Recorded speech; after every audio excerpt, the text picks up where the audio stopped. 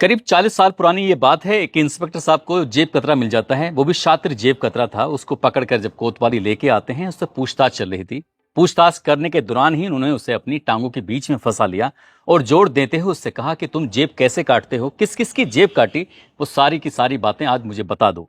जैसे ही उस लगभग उस वक्त उस शातिर चोर की उम्र रही होगी 30 साल के आसपास, जब उससे ये पूछा जा रहा था तो वो रोने लगता है, गिड़गिड़ाने लगता है। कहता है कि साहब मैं कोई अपराध नहीं करता, मैं किसी की कोई जेब नहीं काटता, किसी ने झूठ बोल दिया होगा, मेरा नाम ले दिया होगा। इस तरह की बातें थीं और वो रोने लगता है। अब इसी बीच में कुछ फरियादी आ जाते हैं। फरियादी इस दृश्य को अपनी आंखों के सामने देख रहे थे। इंस्पेक्टर साहब को लगता है कि कुछ ज्यादा हो गया है। तभी उन्होंने अपने हमराह को बुलाया, संतरी को बुलाया, उससे कहा कि इसे पकड़ो और सीधा हवालात में बंद कर दो, बाद में पूछताछ करेंगे। अब ये सब हो जाता है। उसके बाद जो फरियादी आते हैं उनसे बातचीत करने लगते हैं। इंस्पेक्टर साहब ने सबकी जब समस्याओं का समाधान कर दिया, अब यहां से उनकी खाना खाने का वक्त होता है। वो सरकारी क्वार्टर में उनकी पत्नी इंतजार कर रही थी खाना खाने के लिए। वो सरकारी क्वार्टर में जाते हैं और वहां जाने के बाद जैसे ही घर पहुंचते हैं तो उनकी पत्नी ने एक काम बताया कि आपसे काम के लिए कहा था, बाजार से कुछ मंगाना था, आपने तो मंगाया ही नहीं। जैसे इंस्पेक्टर साहब ने सुना कि परेशान क्यों होती हो, अभी के अभी मंगाता हूं, तुरंत ही अपनी जेब में हाथ डालते हैं और जैसे ही जेब में हाथ डाला तो पता चला कि उनकी तो जेब कट चुकी थी।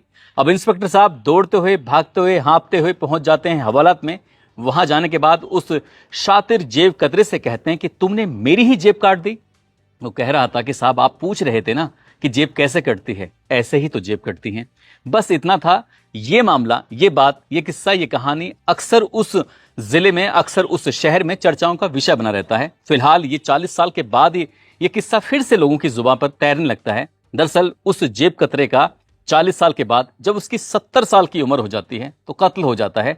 उसकी कत्ल की भी आजकल चर्चा बहुत जोरों पर है। सोशल मीडिया पर उसके बारे में बहुत ज्यादा पढ़ा जा रहा है, बहुत ज्यादा लिखा जा रहा है। आज की इस कहानी के माध्यम से उस जेब कतरे की कहानी को जानने की कोशिश करते हैं कि आखिरकार उसका कत्ल क्यों हुआ और किसने किया। आदाब, नमस्कार, सत श्री अकाल। मैं उस्मान सैफी। आज की जो सच्ची घटना मैं आपको सुनाने जा रहा हूं, ये सच्ची घटना है उत्तर प्रदेश के जिला अमरोहा की। एक कोतवाली लगती है, हसनपुर कोतवाली, और हसनपुर कोतवाली क्षेत्र का ही एक मोहल्ला लगता है, होलीवाला, हिरनवाला। दरअसल बात कर रहा हूं 2 मई 2025 की सुबह लगभग 10 बजे के आसपास। हालांकि कई दिनों से लोगों को इस मोहल्ले में दुर्गंध आ रही थी। लोगों के आसपास के लोग कह रहे थे कि किस तरह का माहौल बना रखा है, जब देखो कुछ न कुछ गंदगी फेंकते रहते हैं और दुर्गंध बढ़ रही है।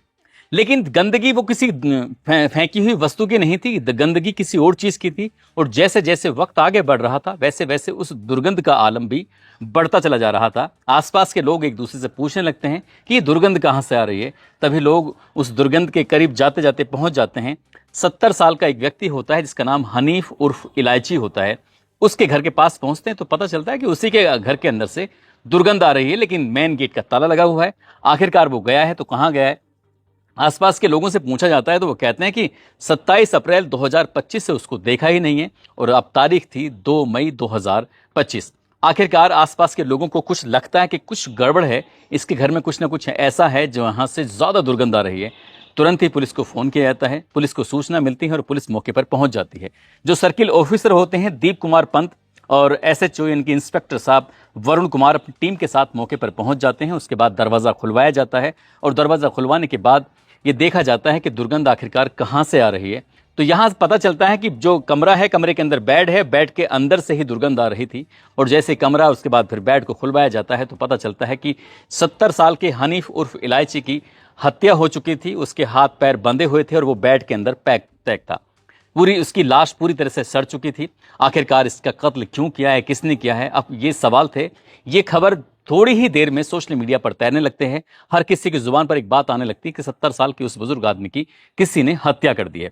बस इतना था। पुलिस ने तत्काल ही उस लाश को अपने कब्जे में लिया और कब्जे में लेने के बाद पोस्टमार्टम के लिए भेज दिया। अब ये पुलिस पता करने में जुट जाती है कि आखिरकार इसका कत्ल किसने किया होगा। तभी आसपास के लोगों से पूछताछ करना शुरू कर देते हैं तो पता चलता है कि एक चांदपुर जगह लगती है, चांदपुर की रहने वाली एक महिला जिसका नाम सरवरी होता है, उससे इसकी पहली शादी होती है और 2 बेटे होते हैं। लेकिन आपस में कुछ बात बन नहीं पाती है, विवाद होता है और दोनों का तलाक हो जाता है। सरवरी अपने दोनों बेटों को लेकर चली जाती है, लेकिन हनीफ उर्फ इलायची जो होता है उसको दूसरी शादी करनी थी। हसनपुर का ही एक चामुंडा रोड लगता है, वहां की रहने वाली शवाना नाम की एक महिला होती है। फिर इससे शादी होती है। उससे कुल मिलाकर 7 बच्चे पैदा होते हैं। 5 बेटे होते हैं और 2 बेटियां पैदा हो जाती हैं। लेकिन साल ये 23 के आसपास की बात बताई जाती है।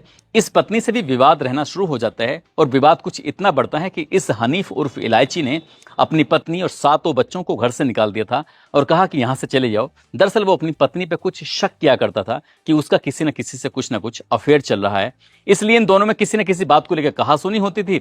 उसने अपनी पत्नी को घर से निकाल दिया। अब कहीं ना कहीं पुलिस के लिए जो प्राइम सस्पेक्ट था यही था, जो इसकी पत्नी होती है जिसका नाम शबाना होता है। पुलिस इसके पास इसलिए भी पहुंच जाती है कि किसी ने दबी जुबान में ये भी कहना शुरू कर दिया कि ये अपनी पत्नी से ये के बारे में बोलता था कि वो कहीं ना कहीं उसको नुकसान पहुंचा देगी, उसको मार देगी या मरवा देगी, इस तरह की बातें थी। जब पुलिस ने इसकी पत्नी से दूसरी वाली से पूछताछ करना शुरू किया है तो पत्नी की वहां से कोई भी ऐसा सुराग नहीं मिलता है, कोई भी ऐसी जानकारी नहीं मिलती है। इसके बाद पुलिस ने और कुछ जानकारी जुटाने की कोशिश की तो पता चलता है कि इस व्यक्ति पर लगभग 6 मुकदमे दर्ज हैं, जिसमें जैसे कि जुआ का, मारपीट का, इस तरह की 6 एफआईआर हैं। अब उन एफआईआरों के बारे में उसकी भी तस्दीक करना शुरू किया, उनके बारे में पता करने की कोशिश की तो वहां से भी पुलिस को कोई सुराग नहीं मिलता है। पुलिस ने फिर और कुछ जानकारी जुटाने की कोशिश की तो ये पता चलता है कि इसने 16 लाख रुपए का अपना मकान तय कर दिया था उसे, क्योंकि डर था अपनी पत्नी से, उसकी पत्नी कहीं उसे कोई नुकसान ना पहुंचा दे। हालांकि पत्नी की तरफ से तो कोई जानकारी मिल नहीं पाती है, लेकिन पुलिस की जांच अब दूसरी दिशा में चलने लगती है। पुलिस ने आसपास के जितने भी सीसीटीवी कैमरे थे उनको भी खंगालना शुरू किया। साथ ही जो इसका मोबाइल नंबर था उस मोबाइल नंबर को भी देखा जो 27 अप्रैल 2025 से बंद था, स्विच ऑफ पड़ा हुआ था।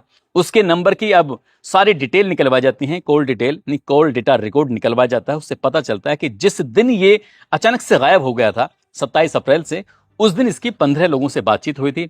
पुलिस ने उस दिन के 15 लोग, साथ ही जो पहले से बातचीत कर रहे थे या जिससे ज्यादा बातचीत होती थी, जितने भी प्राइम सस्पेक्ट थे उन सस्पेक्टों से बातचीत करना शुरू किया।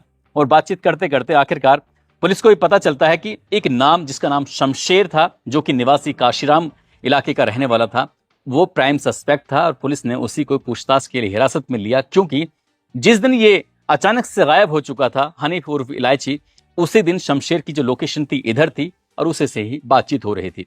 अब शमशेर से पुलिस ने अपने तरीके से सख्ती से जब पूछताछ करना शुरू किया है तो चौंकाने वाली बात सामने आ जाती है। दरअसल शमशेर बताता है कि अब से करीब 4 महीने पुरानी बात है, ये कुछ पैसे ब्याज पे भी दिया करता था लोगों को, तो उसे भी पैसों की जरूरत थी। शमशेर हनीफ के पास जाता है और जाकर कहता है कि मुझे 20,000 रुपए की सख्त जरूरत है, मुझे 20,000 रुपए दे दीजिए, इसके बदले में जो भी ब्याज की रकम होगी मैं समय पर आपको देता रहूंगा।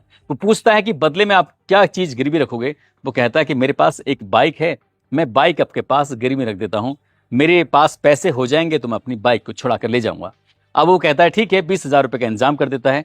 दरअसल ये हनीफ उर्फ इलायची जो होता है अपनी रोजी रोटी कमाने के लिए ई रिक्शा चलाया करता था। ई रिक्शे से पैसे मिलते थे और वहां से जो पैसे इकट्ठे होते थे उन पैसों को वो ब्याज पे भी देता था, और ये ब्याज पे कुछ ज्यादा ही लोगों को सताता था। ऐसी कोई बात भी सामने आ रही है। आखिरकार पहले 20,000 रुपए, फिर कुछ दिन के बाद शमशेर पहुंच जाता है कि साहब मुझे 5,000 रुपए की और जरूरत है, मुझे 5,000 रुपए की और दे दीजिए। अब दूसरी बार ये आता है कि तुम अब की बार कौन सी चीज गिरवी रखोगे। तो वो कहता है कि मेरे पास बैटरी है, मैं बैटरी आपके पास गिरवी रख देता हूं, और जब मेरे पास पैसे हो जाएंगे तो मैं छुड़ा के ले जाऊंगा। और पर डे उसको प्रतिदिन 500 रुपए का भुगतान करना पड़ता था इन 25,000 रुपए के बदले। 4 महीने से लगभग ऐसे ही लगातार चल रहा था। अब ये इतने पैसे, क्योंकि शमशेर खुद मजदूरी करके अपनी जीवन यापन कर रहा था, परेशान हो जाता है। उधर बाइक भी चली जाती है, उधर 3-4 महीने से लगातार पैसे दे रहा था, पैसे भी चले जाते हैं। लेकिन अभी जितने उसने मूल लिया था वो मूलधन अभी बकाया था, 25 के 25,000 रुपए ऐसे चढ़े हुए थे, और हर दिन 500 रुपए दिया करता था। अब वो अपनी पत्नी को लेके जाता है यहाँ से, उसकी पत्नी जो होती है अपनी पत्नी के साथ जाता है और जाकर कहता है कि हनीफ साहब जो बाइक है वो बाइक मुझे दे दो। हनीफ अपनी पत्नी शाजमा को लेके जाता है, उससे जाकर कहता है कि मुझे जो बाइक है वो दे दो, और मेरा काम है, मेरा काम निकल जाएगा, मैं बाइक लाकर वापस रख दूंगा। लेकिन उसने कहा कि भाई तुम्हारी बीवी इतनी खूबसूरत है, इतनी अच्छी दिखाई देती है, एक काम करो, मेरी वैसे भी बीवी 2 साल से नाराज होकर चली गई है, वो मुझसे वैसे भी दूर रहती है, पहली पत्नी भी चली गई है, तुम्हारी बीवी इतनी अच्छी है, मैं सारा कर्जा माफ कर दूंगा, तुम्हारी बाइक भी वापस दे दूंगा, तुम्हारी बैटरियों को भी वापस कर दूंगा, लेकिन अपनी पत्नी को 1 महीने के लिए मेरे पास छोड़ दो। जब इतना था तो शमशेर को बहुत ज्यादा गुस्सा आता है। उसने कहा कि मैं मजदूर जरूर हूं, लेकिन अपना ईमान, अपनी इज्जत नहीं बेची है। इसी बात पर इन दोनों के बीच में कहासुनी शुरू हो जाती है। शमशेर ने भी उसे कुछ कहा और हनीफ भी उसको कुछ ना कुछ कहने लगता है। कहते कहते बात बढ़ जाती है। इस वक्त जब बातचीत चल रही थी तब शमशेर उसके साथ मौजूद था। कमरे के अंदर बातचीत चल रही थी। जो पत्नी शाजमा थी वो आंगन में बैठी हुई इंतजार कर रही थी। लेकिन बातचीत का सिलसिला जब ज्यादा तेजी से बढ़ने लगता है तभी मौका पाते ही शमशेर ने अपने गमछे को निकालकर उसके गले में गमछा डालता है और हनीफ के गले को तब तक उस गमछे से दबाता रहता है जब तक क्या इस हनीफ ने दम नहीं तोड़ दिया, उसके प्राण नहीं निकल जाते हैं, वो मर जाता है। उसकी पत्नी आती है, उसकी आंखें खुली की खुली रह जाती हैं कि ये सब हो क्या गया, तुमने ये सब क्या कर दिया। वो बताता है कि ये कह रहा था कि बदले में तुम अपनी पत्नी को 1 महीने के लिए छोड़ दो और मैं तुम्हारा सारा कर्जा माफ कर दूंगा, तुम्हारी बाइक भी वापस कर दूंगा, तुम्हारी बैटरी वापस कर दूंगा, कुछ भी नहीं रहेगा, कोई शिकायत नहीं, कोई शिकवा नहीं। तो मैंने जब इतनी बात सुनी तो बहुत ज्यादा गुस्सा आ जाता है। अब लेकिन इन्होंने कत्ल तो कर दिया था, कत्ल करने के बाद आखिरकार लाश का क्या करें।